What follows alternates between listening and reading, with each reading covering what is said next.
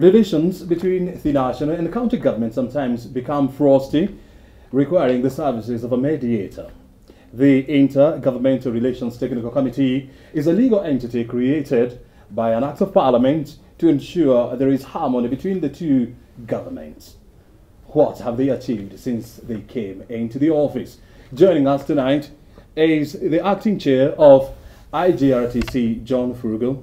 He's going to help us understand where they are and what they are doing. Thank you so very much indeed for finding time to be with us. I mean, before it was the Transition Authority, then it became the IGRTC. What would you say when you look back? Would you say has been one of the significant achievements of this entity?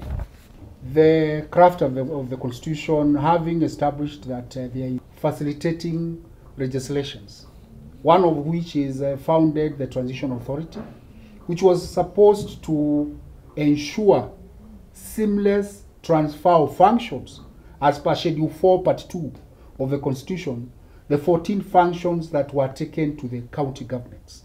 So for the 3 years, the Transition Authority was supposed to ensure that the functions which were previously centralized in Nairobi would go to the 47 county governments by ensuring that the legal framework in the respective counties is ready.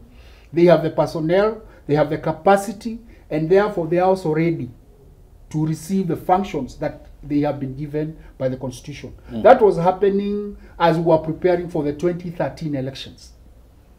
After that, 2013 March elections, it means that the Transition Authority now started dealing directly with the counties to receive their functions.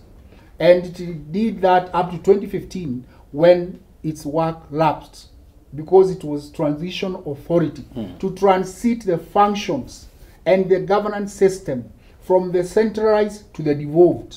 And therefore, its work ended in 2015, where the Intergovernmental Relations Technical Committee was founded through the Intergovernmental Relations Act of 2012. And we took over, among the other functions, we took over the residue functions that were being undertaken by Transition Authority.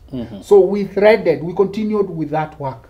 Because functions had not fully been transferred to the county government, there were still some teething areas that even up to date, we are dealing with. Issues of assets and liabilities, issues of power relations between the national and county governments, issues of the functions. There are some functions that were transferred.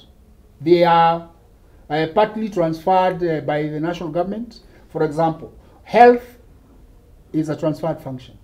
But the national government has the referral hospitals and also has the overall national policy on health. There is also the aspect of agriculture. Food security, still the responsibility of national government. But the issues of agriculture, crop husbandry and all that has been taken to the county governments. So there is that overlap at places. We call it concurrent functions, where one function is found at the national government but still is also at the county government.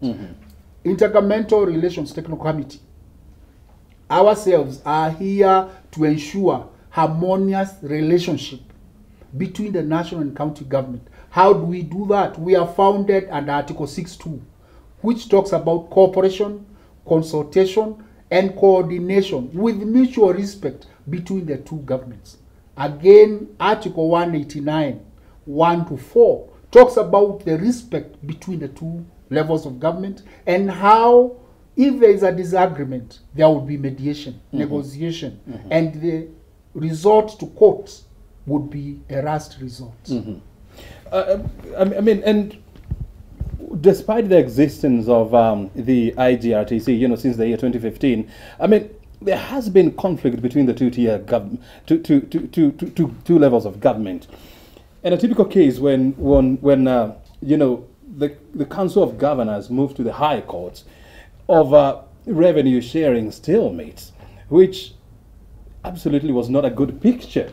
Where were you then last year when the Council of Governors decided to take the national government to the High Court? One aspect that Kenyans need to understand is that the two levels of government are political entities. They are led by political leaders.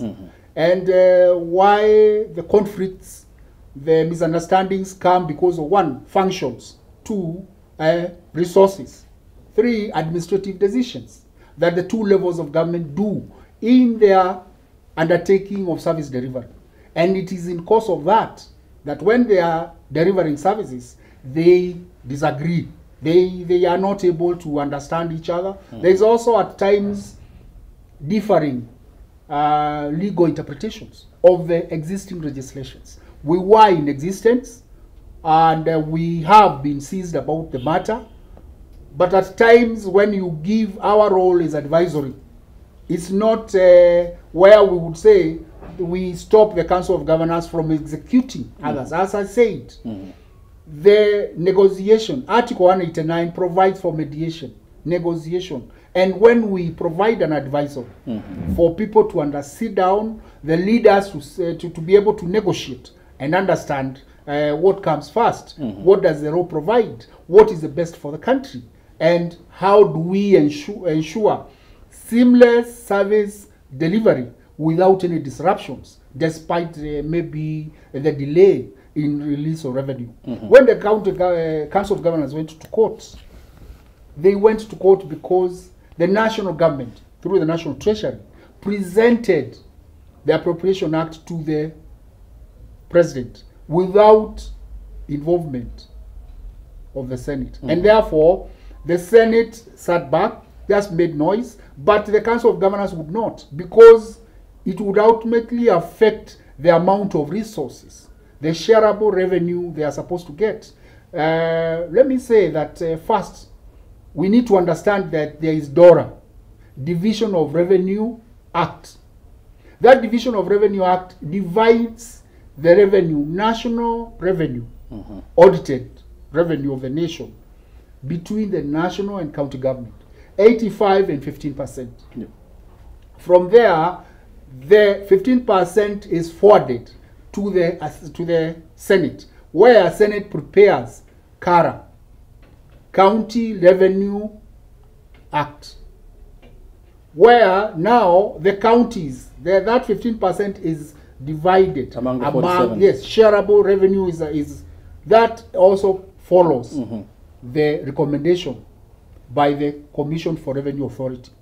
And as you are aware, we currently have a stalemate because of that CARA. But this is more about the third generation formula of revenue division. So when the Council of Governors went there, it was a matter of frustration because they have sought a way of engaging the national government. And the National Treasury is at times very effective in engaging with the county governments.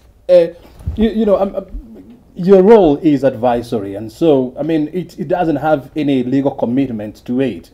Do you feel like sometimes, because of lack of that legal commitment, that the role of your technical committee is overlooked by the two levels of government? Let me say that I don't think so. I think it's the issue of how we approach it. First, we may have a limited legal room to be able to, yes, hold and pin down Council of Governors or the national government to do as such. We do advisory. But as of late as February this year, the summit, who we are the secretariat to, chaired by the president and the vice chair is the chairman Council of Governors. 7 years since IGRTC, came into force. Before it was the Transition Authority, and thereafter it became the IGRTC.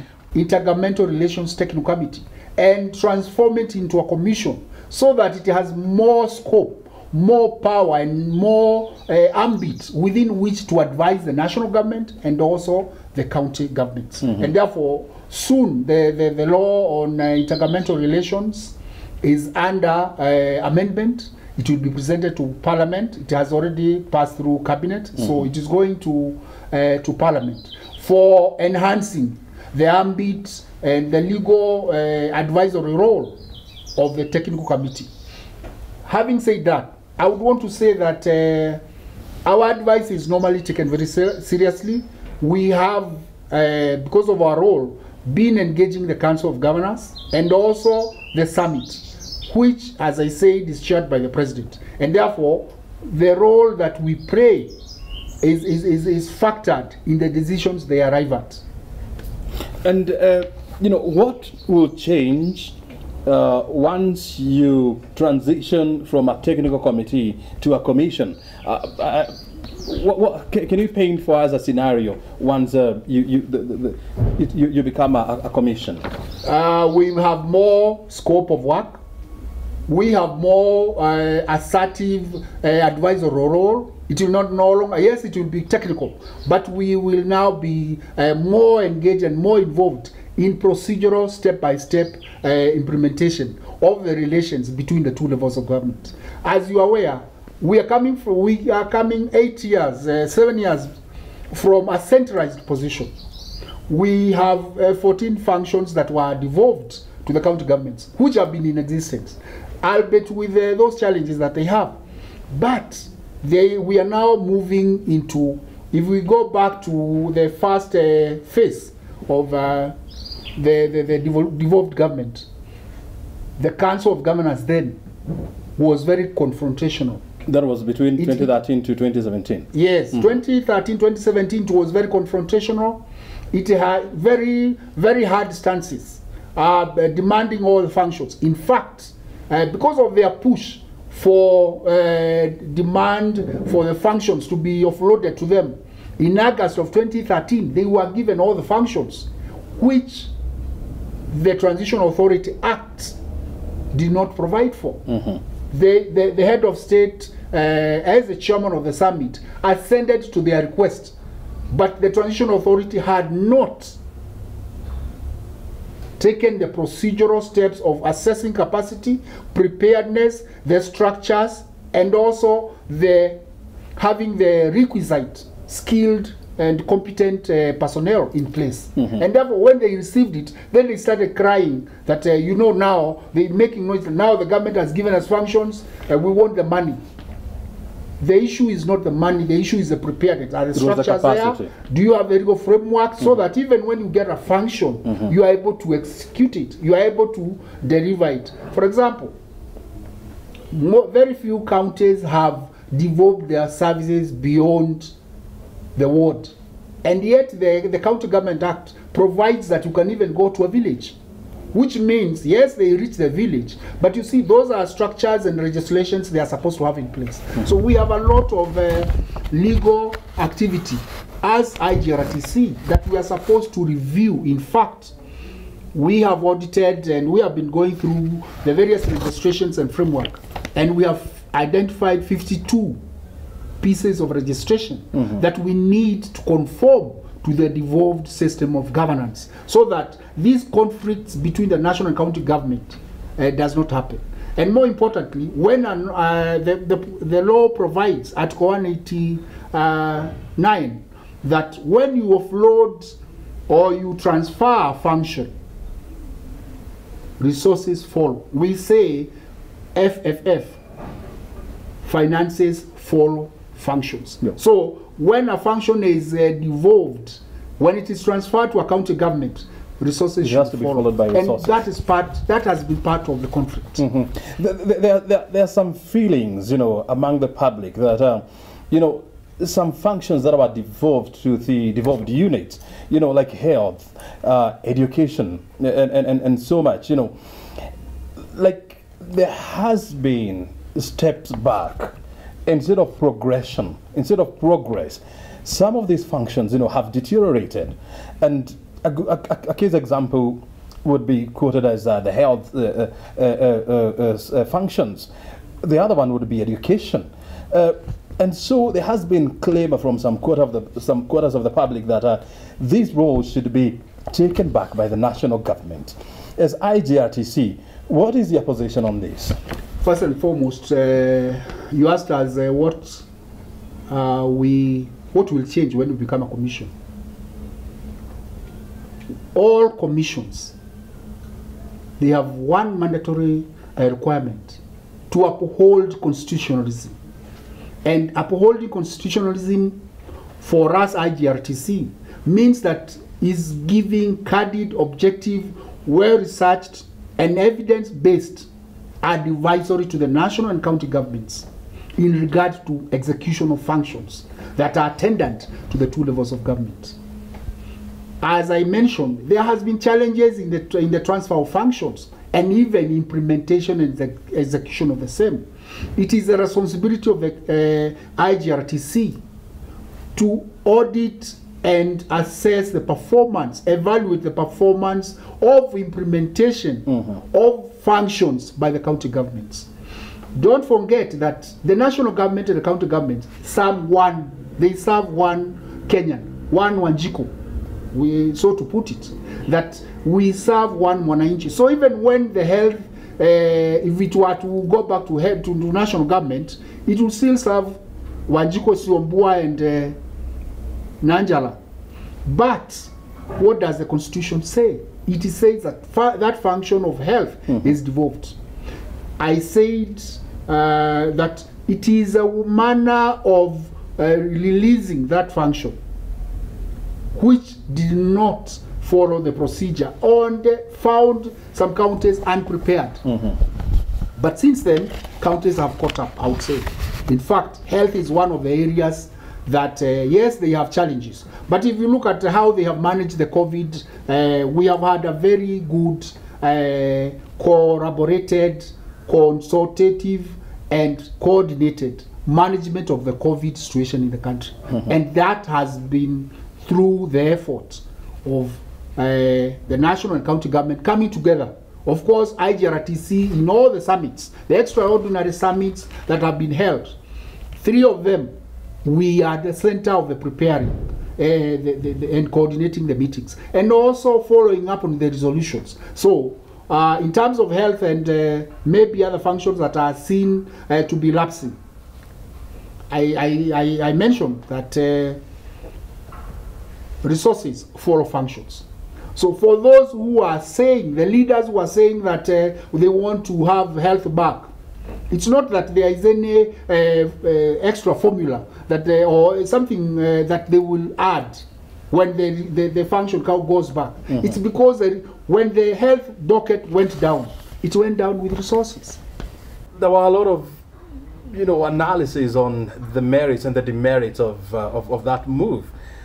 And we know that, according to the county government of Nairobi, the county governor, this has developed a bad blood between the Nairobi Metropolitan Services, which is an executive organ created by the presidency to oversee the management of those functions, that were given back to the national government, and the county government of Nairobi.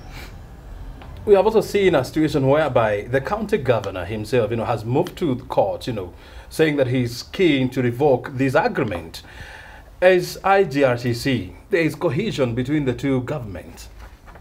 First and foremost, we need to be aware and clearly put it so that it is the governor for Nairobi who went to the chairman of the summit and asked that he take some of the functions. And the chairman of the summit being the president now. Being the president. Yeah. And therefore, the president called his legal team to advise him. And they said Article 187 provides for the same. And when that was done, and the governor appended the signature on the deed of transfer, that explains very well what has been transferred. The function of the 4 functions, one being the treasury, the other transport, health, such. So it is the governor who approached the chairman of the summit.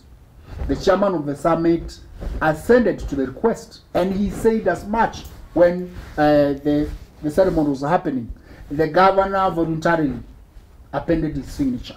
And now that he has moved from there, the national government, under the direction of the chairman, established the Nairobi Metropolitan Service, and which is the arm of the national government that is executing the four the four functions that were transferred.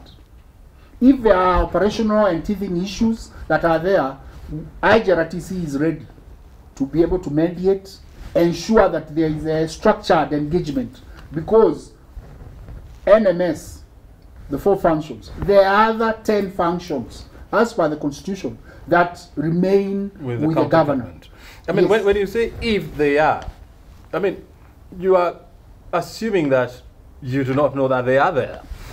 Because they have not been reported to us. He went to court. Who is supposed to report to you? The provision for the law, with a well-meaning and you know, the goodwill, the political goodwill that was demonstrated when he approached the chairman of the summit to take over the functions, should also be followed by him adhering to the law. How do you adhere to the law?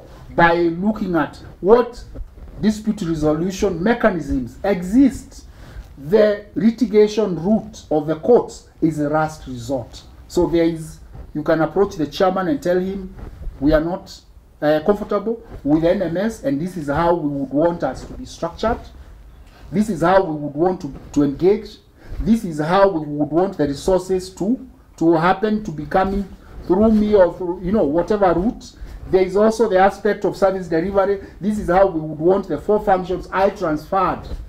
And when you transfer and append, like if I give an example, you cut your shamba and you give somebody part of it. You cannot say when he plants bananas that you still want to say, don't cut it and don't take it to the market. So there are issues. They are very weighty issues, I agree. But there is also a procedural, legal way that you're supposed to resort to, not the court first. Yes, the court is there as a judicial process, but it is very costly. Have you it is very confrontational. So the IGRTC is established because the two levels of government must work together. As I said, Article 6.2, cooperation, consultation, and coordination. Going forward, you're expected to be in office for 7 years as a committee. 6 years, sorry, as a committee. What other things do you plan to straighten up before your time is over? First and foremost, we are strengthening. There are regulations ongoing on alternative dispute resolution. Alternative dispute resolution, of course, is a route that the Constitution provides, Article 187.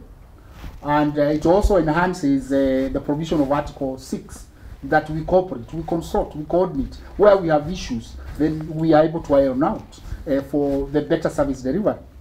So one is strengthening alternative dispute resolution mechanism, where we have mediators, legally skilled personnel who are able to research, bring out authorities, legal positions, and advise how we are able to execute those legal challenges and the disputes before us. We will be saving the country a lot of money in terms of not moving the litigation way. We will also be enhancing relations because litigations are by nature confrontational. You are the opposite side of each other, and you shout each other out, of course, arguing the best position that you have, and in so doing, you don't enhance relations. You separate more. We also have the aspect of regional blocks. Regional economic blocks are aimed, the framework will be coming, they are aimed at ensuring that there is synergy. Today, let me give an example of North Rift, where West Pokot and Wasingishu may not be collaborating. Marakwet may not be collaborating in matters economic. Yet when we have this kind of framework of regional blocks, they will be able to synergize the economic plans. They are able to synergize the economic focus that also dovetails to the Vision 2030, the National Economic Blueprint. So that is another area of economic blocks that we want to focus on. Very well. The other one is ensuring that there is a harmonious execution of functions. All the functions that were devolved, they relate to the Kenyan citizen.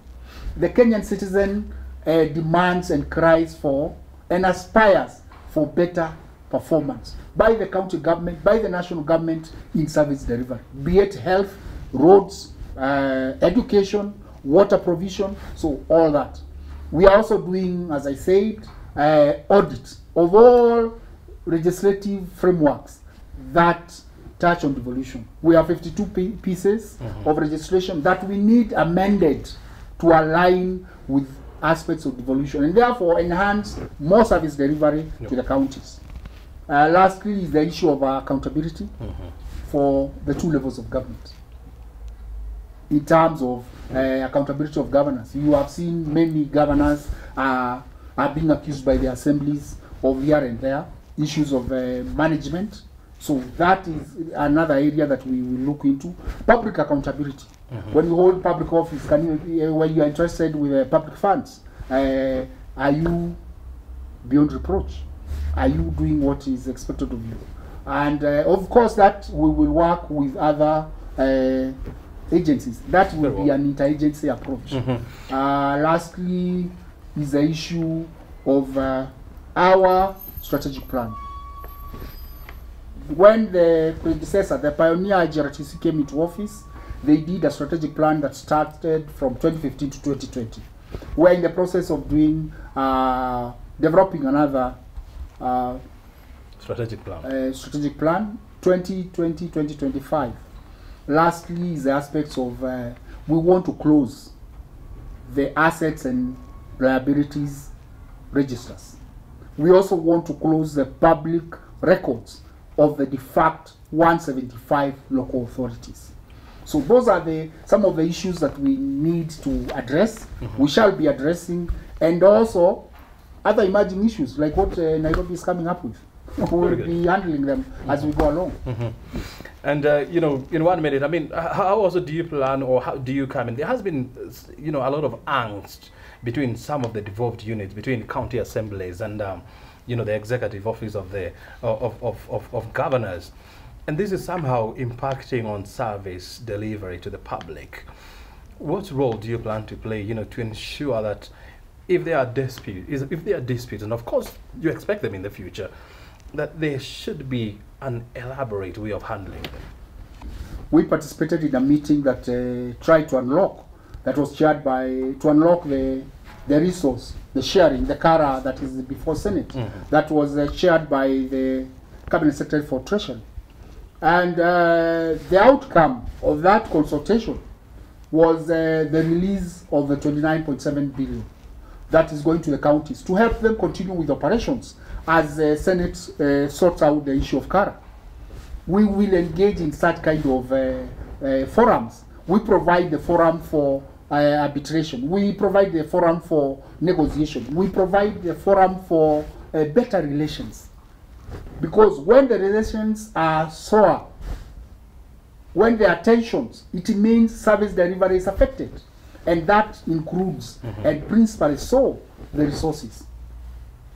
The division of resources, the release of the same, even the delay in releasing. For example, if right now we are dealing with COVID and the delay of resources, and therefore people cannot be able to procure maybe ventilators, ICU beds and all that, or even expand their facilities, it means service delivery.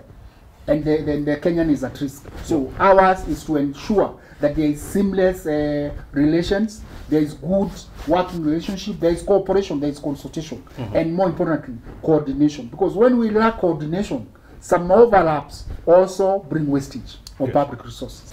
Thank you so very much indeed, Chairman, for joining us and explaining to us some of the roles that you are playing and the way ahead. Thank you. Very good. John Burugo, or Burugo is the Chairman of the Intergovernmental Relations Technical Committee, joining us on Inside Government to explain to us what role they are playing to ensure there is harmony between the two levels of government. Thank you for your time. O'Brien Kimani is my name. You have been watching Inside Government. Asante and good night.